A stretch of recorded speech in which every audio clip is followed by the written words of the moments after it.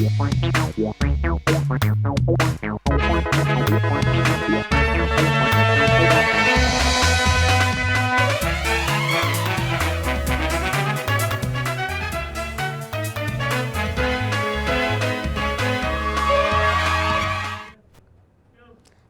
आप देख रहे हैं राष्ट्रीय समाचार और मैं हूं आपके साथ प्रिया पांडे। पहले एक नजर हेडलाइंस पर। सीएम योगी ने केंद्रीय बजट 2026-27 को दूरगामी बताया, पीएम और वित्त मंत्री का जताया आभार। जनता दर्शन से सीएम योगी ने बच्चे से की आत्मीय बातचीत, अधिकारियों को तुरंत स्कूल एडमिशन सुनिश्चित करने के दिए निर्देश। 69,000 शिक्षक भर्ती, आरक्षित वर्ग के अभ्यर्थियों ने लखनऊ में केशव मौर्य आवास का किया घेराव। लखनऊ में कांग्रेस का मनरेगा सम्मेलन, मजदूरों के लिए पानी, भोजन और बीमा की मांग। 13 फरवरी को प्रदेशव्यापी मार्च का ऐलान। सूरत की कंस्ट्रक्शन साइट पर ट्रैक्टर ने महिला को कुचला, चालक फरार। पुलिस ने सीसीटीवी फुटेज के आधार पर मामले की जांच शुरू कर दी।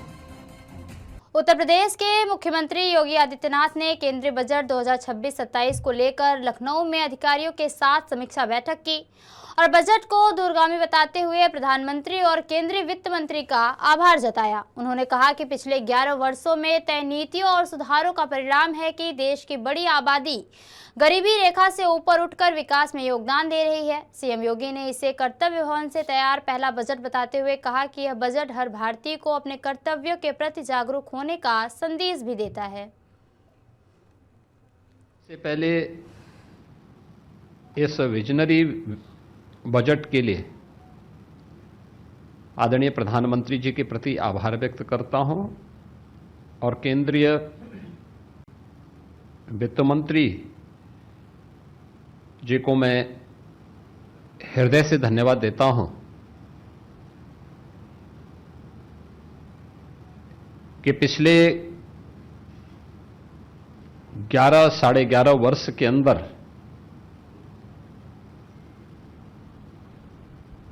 हमने आदरणीय प्रधानमंत्री जी के नेतृत्व में जो यात्रा तय की है, उसकी बदौलत जो नीतियां तय हुई, योजनाएं केवल कागजों तक सीमित नहीं होंगी बल्कि जमीनी धरातल पर उसका इंपैक्ट होगा। आज उसी का परिणाम है कि 11 वर्ष में 25 करोड़ से अधिक की आबादी गरीबी रेखा से उबर करके आत्म गौरव के साथ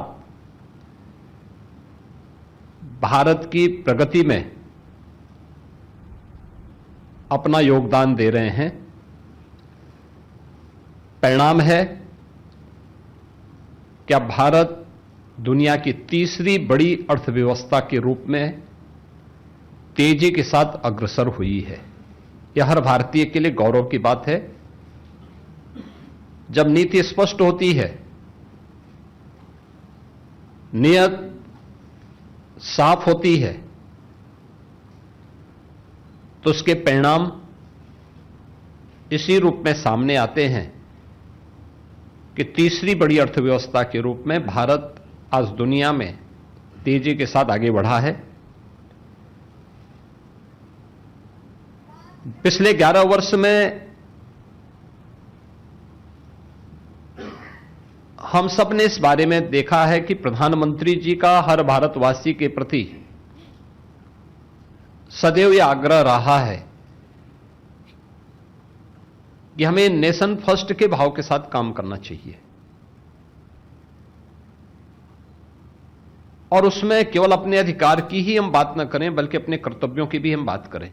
उत्तर प्रदेश के मुख्यमंत्री योगी आदित्यनाथ ने जनता दर्शन कार्यक्रम के दौरान स्कूल में दाखिले की इच्छा लेकर पहुंची एक बच्ची से बातचीत की, जिसने वहां मौजूद लोगों का ध्यान खींच लिया। बच्ची की बात सुनने के बाद मुख्यमंत्री ने संबंधित अधिकारियों को तुरंत निर्देश दिया कि उसका स्कूल में एडमिशन सुनिश्चित कराया जाए।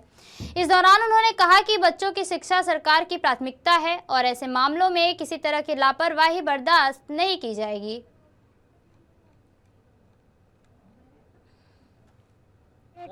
अनाबी अली। कहाँ रहते हो आप? घर कहाँ है आपका? लाठी शोट। लाटूस रोड, लखनऊ। यहाँ पे किस लिए आए थे, क्या समस्या? लॉरेटो में एडमिशन। स्कूल में एडमिशन चाहिए, तो मुख्यमंत्री जी से मिले? योगी जी। योगी जी से मिले, क्या बोला उन्होंने? कह देंगे करा देंगे। एडमिशन हो जाएगा? हम्म। खुश हो? हम्म। आपके साथ और कौन है? मम्मी है, दादा है और दादी है, बाबा है, रानी। मुख्यमंत्री जी से आपने क्या बोला? योगी जी से क्या बोला आपने? मेरा लॉरेटो में एडमिशन करा दिए प्लीज। उत्तर प्रदेश में 69,000 शिक्षक भर्ती से जुड़े आरक्षित वर्ग के अभ्यर्थियों ने सुप्रीम कोर्ट में सुनवाई न होने से नाराज होकर सोमवार को लखनऊ में उप मुख्यमंत्री केशव प्रसाद मौर्य के आवास का घेराव किया। अभ्यर्थी उनके घर के सामने धरने पर बैठ गए और केशव चाचा न्याय करो के नारे लगाए। स्थिति को देखते हुए मौके पर भारी पुलिस बल तैनात किया गया। बाद में पुलिस ने प्रदर्शनकारियों को बसों के जरिए धरना स्थल इको गार्डन भेज दिया। अभ्यर्थियों का आरोप है कि हाईकोर्ट के फैसले को सरकार ने जानबूझकर लागू नहीं किया, जिसके कारण मामला सुप्रीम कोर्ट तक पहुंचा और न्याय में देरी हो रही है। अंचल अधिकारियों के हड़ताल पर जाने के बाद राजस्व एवं भूमि सुधार विभाग ने बड़ा कदम उठाया है। विभाग ने सभी अंचल अधिकारियों को तत्काल प्रभाव से उनके अभिलेख की चाबी और विभागीय वाहन जिला अधिकारी को लौटाने का आदेश दिया। यह निर्णय विभाग की कार्यवाही और प्रशासनिक व्यवस्था को प्रभावित किए बिना जारी रखा गया है। बिहार में भूमि सुधार विभाग के मंत्री विजय सिन्हा ने अंचल अधिकारियों की हड़ताल पर बयान दिया। उन्होंने कहा कि सरकार द्वारा उठाए गए कदमों का असर दिखाई दे रहा है और घबराने की जरूरत नहीं है। मंत्री ने आश्वासन दिया कि समय आने पर हड़ताल कर रहे अधिकारी स्वयं यह मानेंगे कि सरकार अच्छा काम कर रही है। उन्होंने कहा कि सुधार निश्चित तौर पर होंगे और सरकार इसी दिशा में आगे बढ़ रही है। जिलाधिकारियों की वैकल्पिक व्यवस्था की मांग पर उन्होंने कहा कि मामले को देखा जाएगा और आवश्यकता पड़ने पर बातचीत भी की जाएगी। इसके अलावा उन्होंने कहा कि आज के आर्थिक सर्वेक्षण और राज्यपाल के भाषण में सरकार के काम का परिणाम स्पष्ट दिख रहा है। केंद्रीय बजट पर विपक्ष की आलोचना संदर्भ में उन्होंने कहा कि विपक्ष अपना फर्ज निभा रहा है और इसे करने दिया जाए।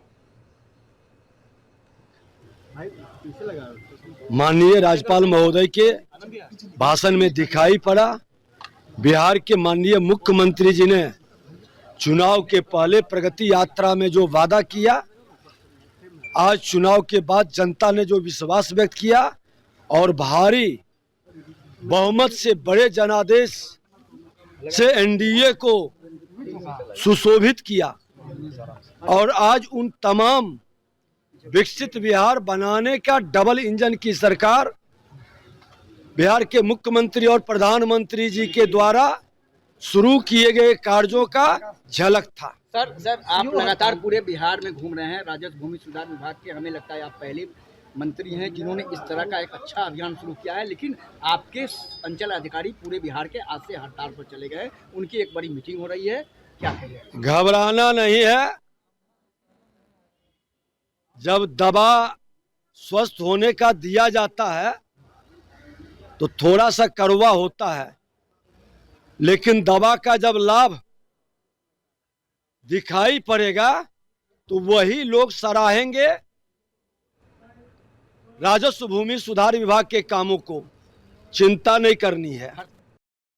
लखनऊ स्थित कांग्रेस कार्यालय में मनरेगा मुद्दे पर एक सम्मेलन आयोजित किया गया, जिसमें कांग्रेस प्रदेश अध्यक्ष अजय राय और सांसद जिला अध्यक्ष एमएलसी दीपक सिंह समेत कई वरिष्ठ नेता मौजूद रहे, जबकि मुख्य अतिथि के रूप में कांग्रेस प्रभारी अविनाश पांडे शामिल हुए। सम्मेलन में नेताओं ने आरोप लगाया कि मनरेगा के नाम और कामकाज में बदलाव किया गया है, जिसे लेकर पार्टी लोगों को जागरूक करेगी। कांग्रेस ने मांग की है कि मनरेगा मजदूरों के लिए पानी, भोजन और बीमा की व्यवस्था सरकार सुनिश्चित करे।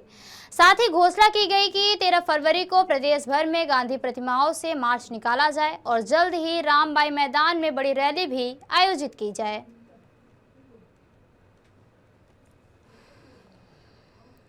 से ये मनरेगा केंद्र सरकार खत्म कर रही है और इसको हम सब लोग पूरी ताकत के साथ कांग्रेस पार्टी लड़ रही है और मनरेगा को पूरी ताकत के साथ उसको हम पुनः स्थापित करेंगे और ये कानून को बदलने नहीं देंगे सरकार को। ये हम एक कार्यकर्ता ने हम लोगों ने सौगंध दिखाया हुआ है।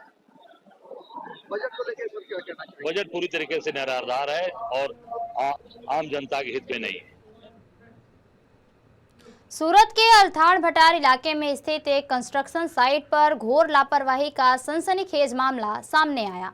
साइट पर रिवर्स ले रहे एक ट्रैक्टर ने मोबाइल फोन पर बात कर रही एक महिला को कुचल दिया। हादसा इतना गंभीर था कि ट्रैक्टर का भारी टायर महिला के ऊपर से गुजर गया, जिससे वह गंभीर रूप से घायल हो गई। घटना के बाद आसपास मौजूद लोगों ने तुरंत मौके पर पहुंचकर महिला को ट्रैक्टर के नीचे से बाहर निकाला और अस्पताल पहुंचाया, जहां उसका इलाज जारी है। हैरानी की बात यह है कि हादसे के बाद ट्रैक्टर चालक मौके से फरार हो गया, जबकि कंस्ट्रक्शन साइट के ठेकेदार ने भी जिम्मेदारी से बचने की कोशिश की है।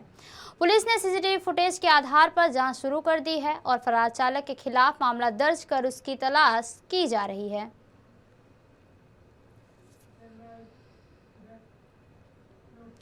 सूरत शहर में अठवा इलाके में दिन दहाड़े सड़क पर हुई हिंसा ने कानून व्यवस्था पर गंभीर सवाल खड़े कर दिए हैं। एक वाहन ओवरटेक करने को लेकर शुरू हुए मामूली विवाद में करीब 6 किशोर और युवक हाथों में लकड़ी और पट्टों के साथ आपस में भिड़ गए। इस झड़प का वीडियो स्थानीय लोगों ने मोबाइल में कैद कर सोशल मीडिया पर वायरल कर दिया है, जिसमें युवकों की बेखौफ हिंसा दिखाई दे रही है। घटना से सड़क पर अफरा तफरी मच गई और राहगीरों में दहशत फैल गई। पुलिस ने वीडियो के आधार पर आरोपियों की पहचान कर मामले की जांच शुरू कर दी है। इस घटना ने शहर में कानून के प्रति युवा पीढ़ी के भयहीन व्यवहार पर सवाल उठाए हैं।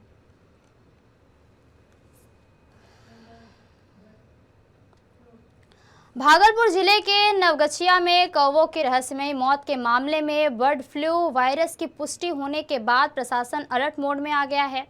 11 जनवरी को 100 से अधिक कौवों की मौत के नमूनों की पटना लैब जांच में संक्रमण की पुष्टि हुई है। जिला पशुपालन विभाग ने कचहरी परिसर और आसपास के क्षेत्र को संभावित संक्रमण केंद्र मानते हुए 10 किलोमीटर के दायरे में सघन निगरानी और जांच अभियान शुरू करने का फैसला किया है। पोल्ट्री फार्म, मुर्गी दुकानों और पक्षियों की नियमित जांच के साथ पूरे इलाके में सैनिटाइजेशन और दवाओं का छिड़काव किया जाएगा। डीडीसी और पशुपालन विभाग के नेतृत्व में विशेष टीमें गठित कर 24 घंटे निगरानी रखी जा रही है, ताकि वायरस के फैलाव को समय रहते रोका जा सके।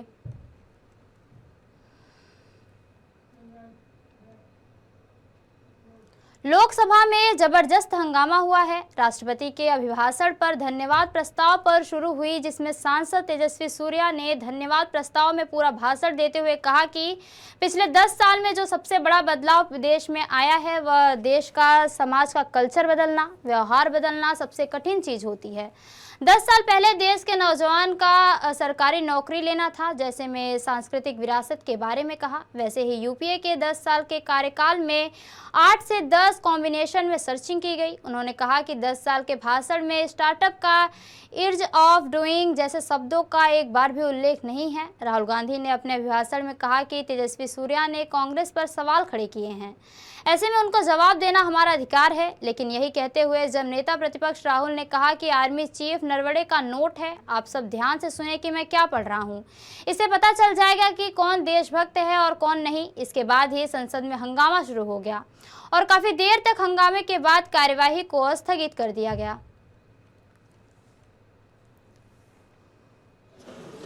स्पीकर सर, ये गारंटीड ऑथेंटिक है। इसमें नारावाने जी ने कहा है कि उनका मेमोआर है, उसे सरकार पब्लिश नहीं होने दे रही है, इसमें सब लिखा है। और मैं सिर्फ इसमें से 5 लाइन पढ़ना चाहता हूं, जिसमें नारावाने जी ने राजनाथ सिंह के बारे में और मोदी जी के बारे में बोला है। जो पुस्तक प्रकाशित हुई ही नहीं है, तो किस पुस्तक को यहाँ पर उल्लेख करना चाहते हैं उनके बारे में? माननीय अध्यक्ष जी, विवाद लीडर ऑपोजिशन ने ही समाप्त कर दिया है। वो स्वयं कह रहे हैं कि पुस्तक प्रकाशित नहीं हुई। उन्हें स्वयं स्वीकार किया कि पुस्तक प्रकाशित नहीं हुई है। अब जो पुस्तक प्रकाशित नहीं हुई है, इसका जिक्र सदन में कैसे हो सकता है? और प्रकाशित हो तो भी नहीं कर सकते, मगर प्रकाशित ही नहीं हुई है। हाँ, ऐसे प्रकाशित कोई भी किताब प्रकाशित, कोई भी मेल पर, कोई भी चीज पर चर्चा कैसे हो सकती है यहाँ सदन में? माननीय सदस्य, आप राष्ट्रपति अभिभाषण को बोले। Were within a few hundred meters of our positions on the Kailash range,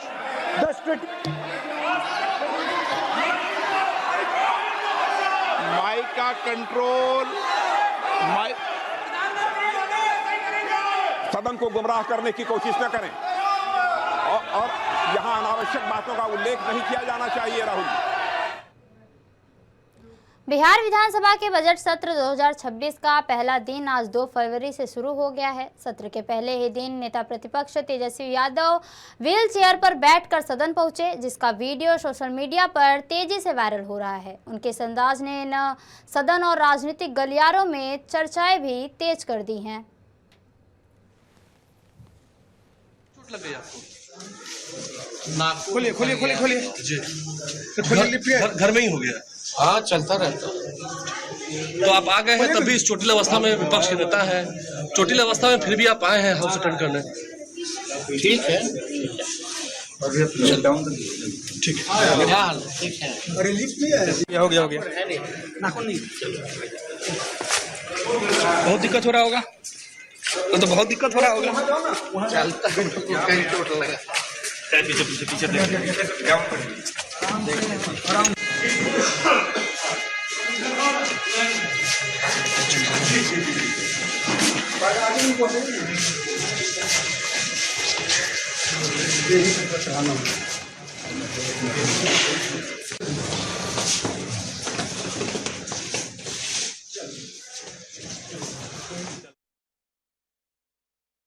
कि आज से बजट सत्र की शुरुआत हो गई है, लेकिन इस बार तेजस्वी यादव के लिए बजट सत्र काफ़ी चुनौतीपूर्ण होने वाला है। सदन में उनके सदस्य की संख्या कम है और उनके बड़े भाई भी सदन के सदस्य नहीं हैं। आज जब वह सदन पहुंचे तो 1 से 2 विधायक ही उनके स्वागत के लिए खड़े रहे।